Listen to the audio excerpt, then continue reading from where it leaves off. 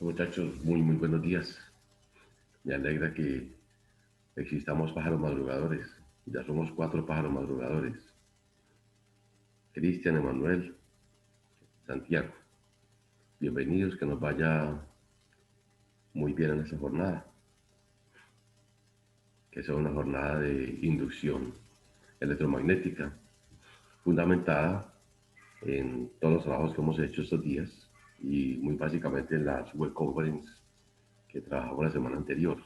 Que vamos a decir, es el soporte natural de toda esta parte. De hecho, es la parte más exigente de la teoría electromagnética y donde está la plata. O sea, si hay plata, obviamente, yo les decía siempre, hay una parte que es muy costosa, que es precisamente la, las técnicas o las tecnologías para producir grandes imanes. Pero hoy en día, digamos, no hay que pensar de que hay que ir a traer un imán gigantesco, sino que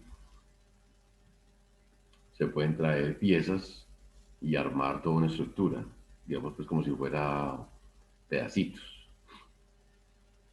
Obviamente estamos en el siglo XXI, hemos tenido, por ejemplo, en Colombia, estamos en la época de la década del 80, al 90 fue una época muy productiva, incluso en Antioquia, donde empezaron a trabajarse grandes represas. De ellos el complejo del Oriente Antioqueño, San Rafael, Narices, Troneras, Peñol, el sector de Guatapé. O sea, fue una sección bastante grande, con una muy buena inversión económica. Y digamos que por la época de los tal vez 81, 82, teníamos en Colombia grupos tan grandes, sobre todo aquí en el medio, por ejemplo el grupo Ica Grandicón, que era un consorcio colombo-mexicano que estaban construyendo todo el complejo del Oriente. Creo que ya habían estado también en el Guavio y en Chivor. Y digamos que es una época muy productiva a nivel de transferencia de tecnología, que precisamente digamos que nuestros ingenieros empezaron a aprender mucho sobre toda la parte de túneles, construcciones, etcétera. Y vimos que ya precisamente en nuestro país, a través de todas estas experiencias, eh, por ejemplo, el grupo integral, por mencionar solamente uno, fueron desarrollando muchas competencias en este campo. Esta semana hay una desgracia muy grande en el ambiente. Eh, hay un problema muy grande entre el señor alcalde y el consorcio de empresas públicas, que siempre se ha defendido técnicamente. Y parece que se está metiendo como política el asunto y ya llevamos tres gerentes. Y ya amanecimos con una noticia muy trágica ayer, precisamente el embargo de las cuentas de quienes habían trabajado o que están trabajando en el proyecto de Ituango. Entonces, técnicamente hay un peligro grandísimo cuando yo le digo, por ejemplo, que le embargo las cuentas a ustedes y ustedes tienen sus trabajadores, ¿con qué les van a pagar si están embargados? Entonces, aquí hay un problema muy grande y precisamente surgió anoche una pregunta en el ambiente tecnológico, en el ambiente jurídico, y es un problema que ojalá que ustedes estén muy atentos. ¿Cuál es el problema? Que entonces separará la construcción de Hidroituango por los contratistas que hay actualmente, porque según el alcalde y el, digamos así, el agarre que hay, la discusión gigantesca que hay en ese momento, que el señor alcalde precisamente viene a pelear con mucha parte del grupo antioqueño. Y el grupo Nestlé, ¿qué tiene que ver con eso? Pues es el grupo antioqueño, grupo empresarial, que han hecho muchas inversiones. Ya el gerente de Sura, el de Nestlé, Nutresa, ya hicieron comentarios públicos que el señor alcalde era un mentiroso y que eso no era así. Y por otro lado, la Procuraduría llega, por precaución, llega embargando. Estamos hablando de un detrimento patrimonial de los 10 billones. Entonces estamos hablando de 10 a la 12. Estamos hablando de una cantidad de ceros bastante grande. Eh, por desgracia, Contraloría, en la investigación que estaba haciendo, encontraron que hubo cerca de 20 cambios en el diseño de los túneles y que fueron hechos casi que sobre la marcha, lo cual de tener una sentencia puede generar muchas dificultades, muchas, a esos consorcios. Está en una etapa pues precisamente de demanda. Si logran la conciliación, pues sería lo más prudente para todos los medios, porque sabemos que empresas públicas actualmente estaría, si ese proyecto se termina, el puerto de Hidroituango, que ha tenido tantos conflictos, estaríamos produciendo cerca del 20% de energía nacional. O sea que es un proyecto grande, estamos hablando de 2.400 megavatios, por dimensionar un poco las represas como Porce, como San Juan, que son las más cercanas a nosotros, son represas de 400, que es la de Tasajera, que está frente al Parque de las Aguas, 400 megavatios, y el proyecto Porce, el segundo, que está por lado de 667 megavatios. Esto no es fácil, son cifras donde invertimos miles de millones de dólares, los cuales básicamente, digamos que un 25% aproximadamente lo dedicamos a equipos electromagnéticos. Digamos que la otra parte está dedicada a, por ejemplo, terrenos, adecuación, desviación de ríos, la presa misma. Es muy costoso. Cuando hablamos de hacer una represa, aprovecho que es el tema de inducción. Este es un proceso que la gente solamente mira que está haciendo y terminando en 2 o 3 años. Pero eso es lo menos cierto. Lo más cierto es que cualquier proyecto que yo vea ahorita es un proyecto que viene de 70, 80, 100 años atrás. O sea, de ahí tenemos los soñadores. De hecho, creo que la historia del proyecto de Hidroituango había sido soñada por uno de los gerentes de Integral. No tengo el nombre del señor ahorita. Es un estudio que había hecho hace unos años. De pronto lo podemos encontrar. Y ellos vieron un potencial muy grande de esa región de Ituango. De hecho, yo tengo oportunidad de recorrerla mucho, esta región.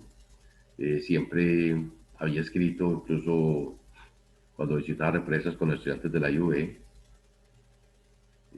nosotros conocimos, pues, o sea, yo fui mucho con ellos a estas conferencias a Tasajera y a 2 de los proyectos de Porce, eran como nuestros centros naturales.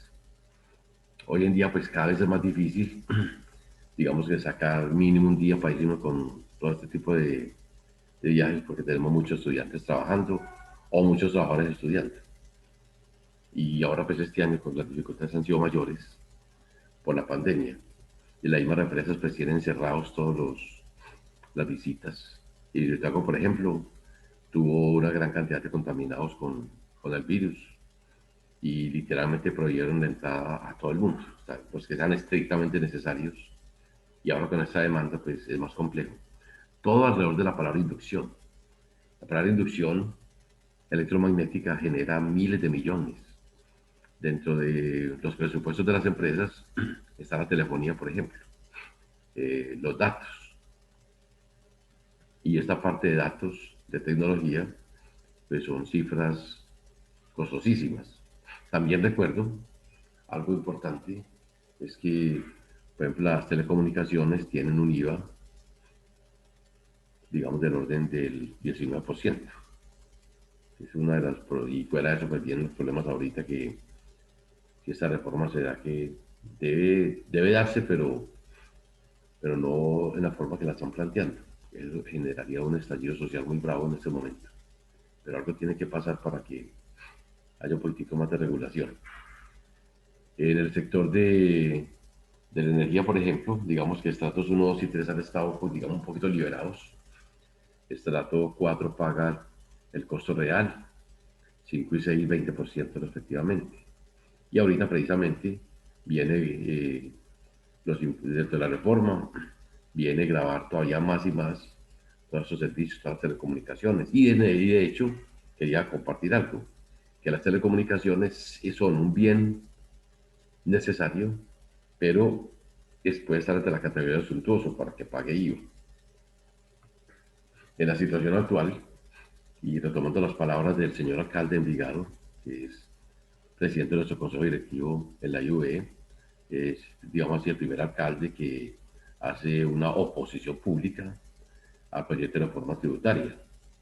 Primero, pues por la forma como le dan la yugular al pueblo, que es lo que precisamente está tratando de mandar muchos grupos políticos. Y segundo, porque es un momento inoportuno. O sea, en este momentico las condiciones económicas de nuestras empresas están muy debilitadas. Yo he compartido que yo trabajo con un grupo muy poderoso, nosotros trabajamos, digamos, hemos sostenido durante muchos años parte de lo que es el alumbrado del Metro Medellín, parte de lo que es muchos de los grandes eventos del Parque Norte, de Plaza Mayor, pues además pues, de empresas del sector electromecánico, sector alimenticio. Y hemos tenido literalmente que las finanzas se han reducido. Hay precontratos, tenemos precontratos de más de 1.000 millones, pero ninguno despega. O sea, los tengo ahí, pero no están firmados. Digo, preacordados, pre-reconocidos, pero esas empresas en esa pandemia se han reducido, hemos dicho, están quietos, tampoco han querido arriesgar.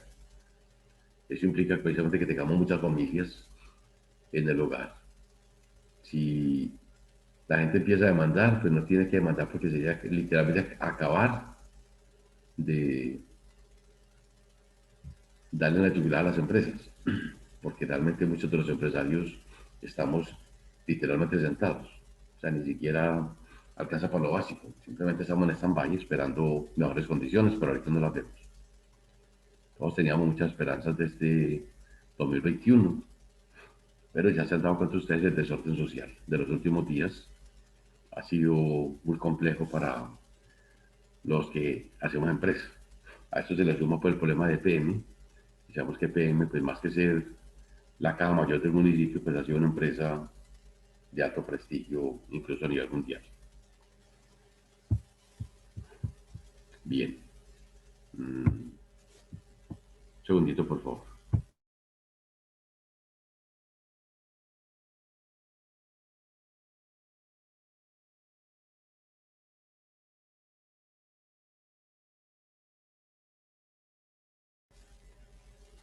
Y entonces, retomando el tema con que venimos trabajando, entonces venimos con palabras, digámoslo así, palabras mágicas, palabras muy importantes dentro de lo que es la tecnología. Hago un repaso muy somero de las partes fundamentales de lo que más necesitamos para meternos hoy de lleno en el tema de inducción electromagnética. Repito, tenemos toda la plata del mundo en inducción y sería muy rico que muchos de ustedes también pudieran trabajar más adelante en nuestros proyectos. En el proyecto del Oriente, el proyecto Polados de San Rafael, tenemos el estudiante Montoya, como ingeniero nuestro.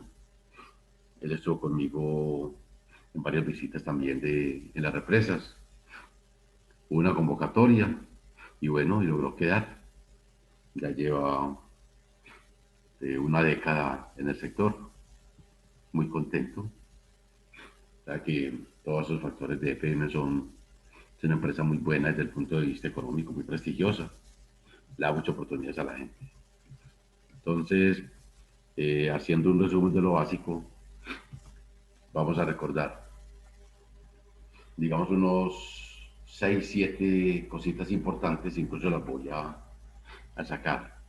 Lo primero es recordar, eso lo voy a tomar desde acá mismo, voy a tomar algunas expresiones y listo, voy a tomar expresiones y las voy a juntar. Vamos a hacer toda esa partecita y vamos a hacerla justamente antesitos de la parte de inducción. Vamos a buscar aquí un escenario natural. Ley de Euler, respecto al electromagnético ya conocemos. También esta parte la conocemos y aquí comenzamos oficialmente el tema de inducción. Yo pienso que podemos colocar estas, digamos aquí, voy a colocar acá expresiones fundamentales.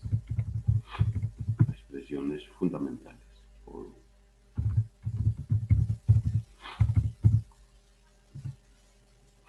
Vamos a marcar este pedazo.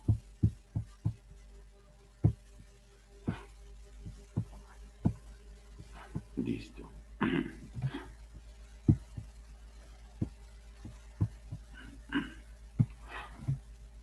Y entonces acá pegamos esa primera expresión y voy diciendo los comerciales. Detalle muy importante. Si lo dije bien y si no, no lo vamos agregando. La palabra isotropía.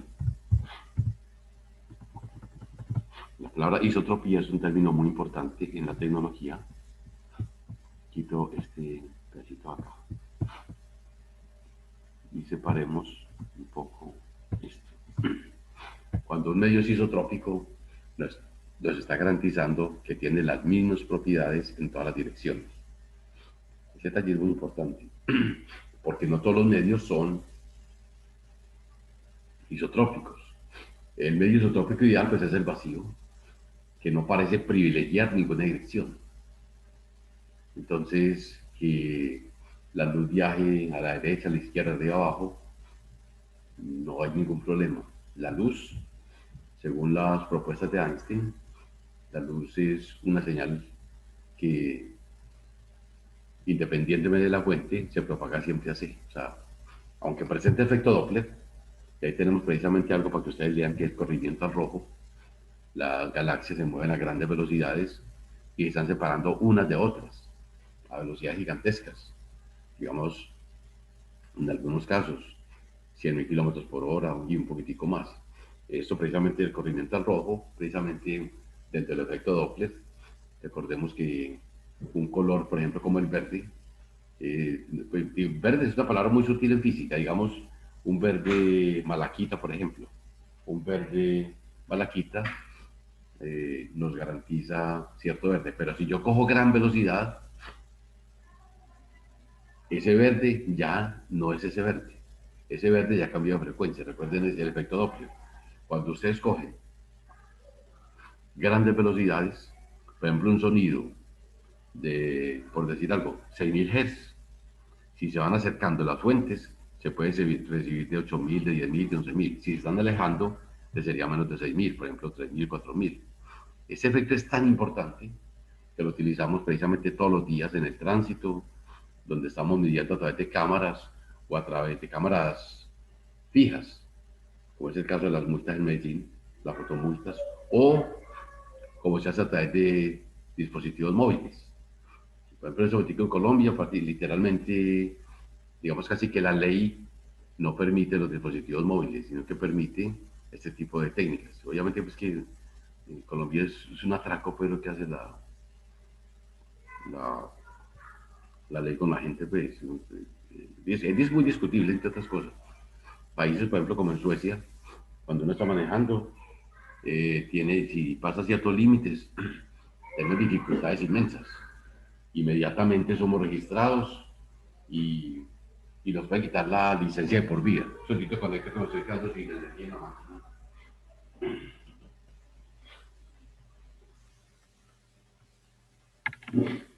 Países, por ejemplo, como Estados Unidos, como Canadá, si tú viajas a gran velocidad en sectores prohibidos, te pueden detener por intento de homicidio. De hecho, el año anterior tuvimos una experiencia, un gran amigo que visitó mucho en Naples, en Estados Unidos. Lo tuvieron casi un mes mientras resolvías la situación, porque venía como a 180 por una vía por lado de Naples, que es un pueblito muy bonito, para unas 2 horas de Miami. Las leyes son muy duras y en parte pues deberían serlo. Lo que pasa es que tenemos como cierta desempatía con la forma como nos tratan las leyes en nuestro querido país. A nivel médico, por ejemplo, hoy en día se puede estudiar si hay anomalías en la parte cardíaca de un niño, un bebé pues, que camina, que tenga 3 meses, 4 meses, toda esta, la parte de efecto Doppler es muy representativa y puede mostrar alguna disfuncionalidad en el trabajo. O sea, la teoría electromagnética tiene una aplicación enorme en todos estos desarrollos. El caso del PET, les decía a los que conocen un poquitico el PET, precisamente las tomas, eso sería para algo así como positrons emission. Ahí viene la parte del tomógrafo, que sería tomografías. Ya no por campo magnético como es la RMN, o sea, resonancia magnética nuclear. Esa la hacemos por campos magnéticos muy intensos. Medellín la tiene. Y es asombroso decir que en Medellín tenemos PET, o sea, tomografía utilizando emisión de positrones. La palabra positrón, pues obviamente que la era completamente desconocida. O sea, el trabajo de Maxwell es brillante y yo lo admiro mucho, porque Maxwell trabaja sin conocer siquiera el electrón. Es que eso es lo más tenaz. En la época en que trabajaba mi amigo Clerk Maxwell, él no conocía ni protón ni electrón, solamente sabía que habían cargas. Eso es lo tenaz. Esa teoría es tan bien estructurada que es hecha para cualquier cosa que tenga cargas, o sea, para chorros. Él habla de chorros de partículas y sobre ese chorro de partículas corrientes, él logra desarrollar toda su teoría de fluidos aplicada exclusivamente a lo que se conocía tanto experimental como las propuestas teóricas de los campos electromagnéticos. Es muy brillante. Listo. Muchos materiales, por ejemplo, muchos cristales, no son isotrópicos, se llaman materiales anisotrópicos. Entonces, si llega una onda electromagnética a ese medio, internamente, digamos que se dispersa, se descompone, y vamos a observar que se generan dos señales. Una señal que sigue viajando, digamos, con la velocidad de la luz, digamos, con c, y otra interna que viaja con una velocidad v, donde obviamente las dos son diferentes. ¿Esto qué genera? Genera un fenómeno que se llama doble refracción. Fue observado incluso, creo que desde la época de Newton ya se conocía la doble refracción. Precisamente esa virtud que tienen algunos compañeros de ver doble, que la sociedad técnicamente lo llama, digamos, acción de Liouville, que llaman los famosos discos. Lo que hace una persona es simplemente que tiene dos índices de refracción, que no son armónicos, entonces digamos que literalmente está viendo dos ventanas, dos personas, dos Emanueles, dos Antis, dos Cristian, pero eso es natural. Esa persona entonces sería anisotrópica, porque tendría dos índices de refracción, digámoslo así. En el eje X sería, por ejemplo, índice de refracción 1, y en el eje Y, índice de refracción, por ejemplo, 1,5. Esos son muy comunes. Recuerde que una señal se llama señal ordinaria, es común y corriente, la velocidad normal. Y la otra es la que va a tener una velocidad diferente. Entonces tenemos medios isotrópicos, listo. Retornamos a seguir recordando. Mire que es muy importante todos estos comerciales. Voy a sacar de aquí esta parte anterior, cosas fundamentales. Muy bien, entonces tenemos ese concepto. Listo. Luego de esta partecita, vamos a saber si lo tengo acá a la mano. Listo. Voy a sacar esta como ejemplo. Y de nuevo lo ponemos allá.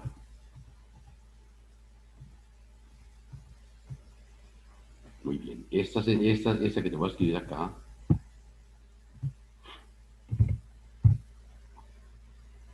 Esta es la forma. Aquí tengo un campo eléctrico con las condiciones dadas. Voy también a poner aquí en negrilla y quiero que observen algo. En general, aquí voy a tener 10 a la 8, vamos a tener el término omega. Esa sería la forma general de cualquier onda. El omega posiblemente lo tenemos por acá a la mano. Muy bien. Y aquí en vez de tener 50, vamos a tener, por ejemplo, una amplitud.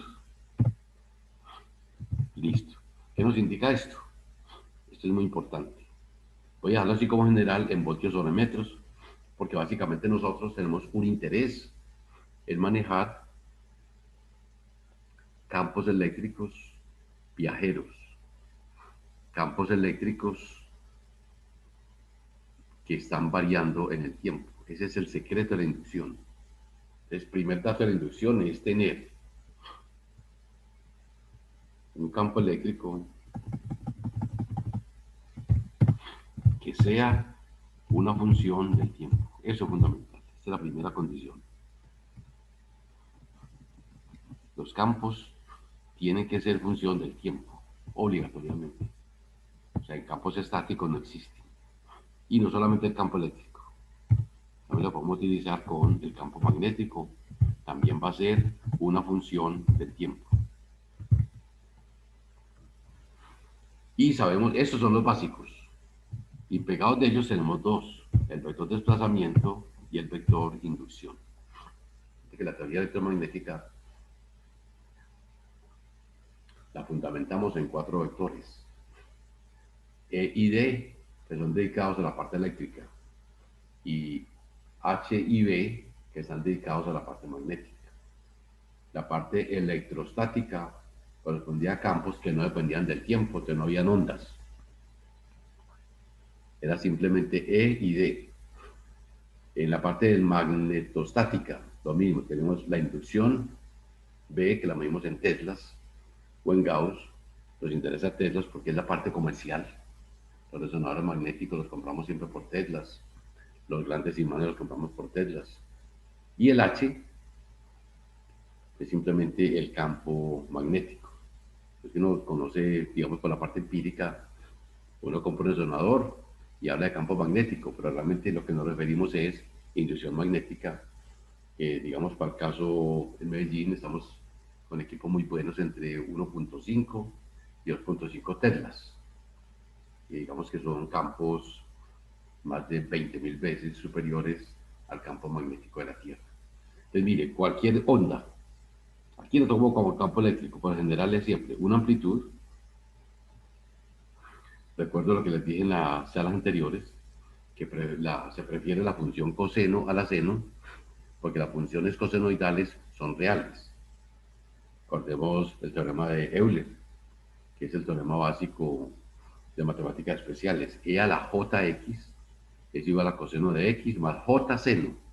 Entonces ve que la función seno es una función que está en la parte imaginaria, mientras que la parte coseno es en la parte real. E a la jx es igual a coseno x más j, imaginario, seno.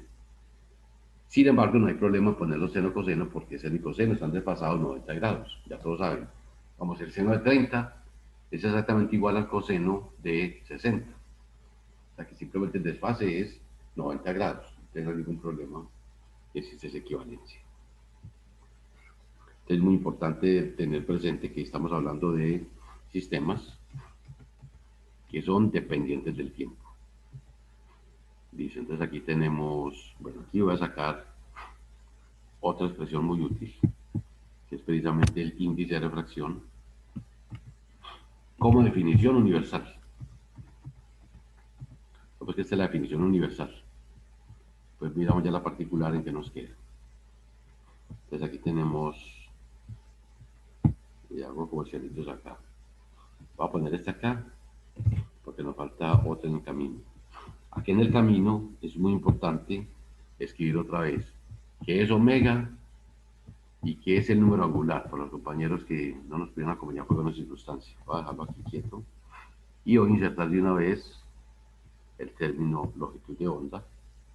Muy bien, entonces vamos a recordar acá. ¿Qué es omega? Vemos que omega es la rapidez angular. Por ahí tenemos el pi, por ahí lo vemos, no lo veo acá. Bueno, añadámoslo. Por eso es muy común. Si lo ven antes que yo me avisen que no lo vi en este pedacito. Ya lo vi por acá. Muy bien. Aquí tenemos 2pi multiplicado por frecuencia. Esa fórmula es muy útil. También recordamos que periodo es el inverso de la frecuencia, o sea, simplemente 1 sobre f. Y otra muy importante que sí se ha olvidado a muchos es el número angular de onda, que puede ser una k o puede ser una beta. Aquí voy a dejarlo como k por el momento, entonces sería otra vez 2pi sobre lambda. Esto es muy importante porque es un trabajo que vamos a hacer mucho. Vemos que longitud de onda, va a ponerlo acá. Que la mano en este quería aquí sobresaltar estos tres. Les voy al carácter mágico de poner en la mitad. Te recuerdo, La pieza angular, la conocemos. Esta fórmula es muy útil, porque nosotros en el mundo de las ondas y más en el campo de la ingeniería, nosotros casi que movemos es por el espectro electromagnético. Uno, y ustedes se han dado cuenta, uno nunca dice una conferencia. Les voy a hablar de ondas cuyo periodo es un microsegundo. No. Voy a hablar de ondas cuyo periodo es 0.2 segundos. No. Nosotros vamos con propiedad, decimos, por ejemplo, las microondas están en el mundo de, podemos de los gigahertz. Eso es lo que nosotros hablamos. O hablamos de longitudes de onda. Por ejemplo, la luz visible es del orden de los láseres que manejamos en la universidad, sus pequeñitos para medir distancias. Son láseres del orden de los 650 nanómetros. Entonces, mire que estamos hablando de medidas. Entonces, la palabra nano es 10 a la menos 9. Entonces, por ejemplo, las fibras ópticas. Estamos en el mundo de la nanotecnología. Es que esto es muy interesante. O sea, mucha gente escucha la palabra nano y no le presta atención, pero es que ese es el mundo donde ustedes van a trabajar. Muchos de ustedes se van a defender en ese mundo. Hace 4 o 5 años estuve editando varios diplomados en fibra óptica. Un ex estudiante mío me escuchó una charla de un estudiante mío en la Salle, en la parte de secundaria, y bueno, se carretó mucho con mis charlas y tenía la opción de estudiar ingeniería electrónica y estudiar física. Empezó estudiando física y después se pasó a electrónica, terminó electrónica y le salió un contrato de $25.000 mensuales en Irán. Está alcanzando la cifra, $25.000 en Irak, perdón. Y empezó a tocar puertas y recorrió el mundo. Y algún día, buscándome en las redes, me encontró. Bueno, digamos que lo presenté en la universidad y estuve trabajando mucho tiempo diplomados exclusivamente en la parte de fibra óptica, o sea, dedicado a esto. Y de las cosas que más recuerda el hombre, a todas estas expresiones que estamos acá hablando, casi que lo hacía muy simpático. Hizo como 3 conferencias gratuitas en el auditorio para toda la gente, y ahí terminó de comenzar la universidad en el tema de fibra óptica. Entonces la universidad trabajó mucho rato diplomados para que les sirviera a la gente que hace el sistema de graduación. Ese es un tema muy útil, nanómetros, fibras ópticas, nanómetros. Ahorita vamos a ver la ley de Breuster y la ley de Snell, que son básicas en ese campo. Entonces, la última expresión, número angular de onda, relacionado íntimamente con la longitud de onda, que es lambda. Recuerde que lo que recorre una onda horizontalmente, o sea, mientras que sube y baja horizontalmente, es lo que llamamos longitud de onda, o sea, cuánto avanza. No cuán grande es el seno, no, sino cuánto avanza, por ejemplo, durante un periodo. Eso es lo que llamamos la longitud de onda. Y definimos el término índice de refracción como algo muy, muy importante. Y volvemos a recordar una expresión que fue muy útil en la época de Maxwell, que fue, digamos, la que dio el máximo prestigio. C igual, no sé si la tenemos allá atrás, voy a buscarla, a copiarla porque es un poquitico larguita. Y veremos en esta, listo, esa la tenemos. De la polarización, vuelvo y le recuerdo así de mucha rapidez lo siguiente, que la polarización, como hay varios ejemplos en la charla anterior, se presenta cuando el campo eléctrico vibra todo en un solo plano. En la luz natural, la luz vibra en todas las direcciones, o sea, no hay nada privilegiado. Pero cuando yo pongo polarizador, estilo turmalina, estilo polaroid, yo puedo tener ondas que se propaguen, que vibren solamente como tener una cuerda, y que la cuerda, yo hago culebritas con ella solamente en el plano del piso, por ejemplo, el plano XY. O me paro, por ejemplo, y levanto la cuerda para que uno de ustedes brinque, y entonces lo hago en el eje XZ. O hacia el otro muro, te lo puedes hacer en el plano, por ejemplo, YZ. Eso es polarización, vibrar en un solo plano. Entonces teníamos un ejemplo de polarización lineal. Pablo acá, lo escribo allá, todo en voltios sobre metro. Ese pedacito lo copiamos, ya nos quedamos cerquita cada vez. Listo. Ahorita les hago las relaciones que quería escribirles hacemos ese por el monto quiebre. Entonces esa señal que tengo acá es una señal con polarización lineal. Solamente hay un campo de oscilación. Observa que en este caso el plano de oscilación sería, por ejemplo, el plano XY. Entonces, siempre se define la polarización con respecto a un plano, el plano XY. Y la vibración se está haciendo en un eje, ese sí no tiene problema. Pero siempre el concepto completo lo cogemos desde ahí. Al lado de ese cogimos también una polarización circular. Y en esa circular, observen algo muy representativo.